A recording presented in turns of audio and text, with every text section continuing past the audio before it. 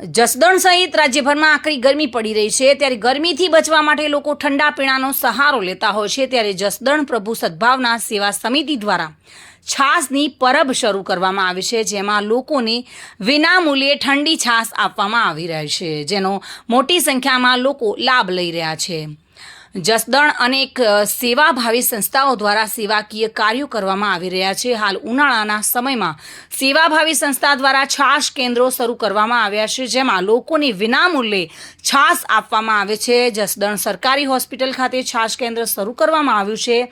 પ્રભુ સદભાવના સેવા સમિતિ જસદણ છાશ કેન્દ્ર શરૂ કરાયું છે અને 50 લીટર ઘોરવાની છાશ બનાવી લોકોને વિનામૂલ્યે આપવામાં આવે છે. છાશ કેન્દ્ર શરૂ કરતા જ 50 લીટર ઘોરાવામાંથી છાશ બનાવી છે અને લોકોને પીવડાવવામાં આવી રહી છે અને લોકો તેનો લાભ પણ લઈ રહ્યા છે. હાલ આકરી ગરમી પડી રહી છે, ત્યારે ગરમીથી બચવા માટે લોકોને ઠંડી છાશ આપવામાં આવી રહી છે, જેના કારણે લોકોને રાહત મળી રહી છે. ઉનાળાના સમયમાં સેવાભાવી સંસ્થા દ્વારા હૈયે ટાઢક થાય તેવું સેવા કાર્ય કરવામાં આવી રહ્યું છે. હરેશ તૈરૈયા સાથે bureau report, today Gujarati news.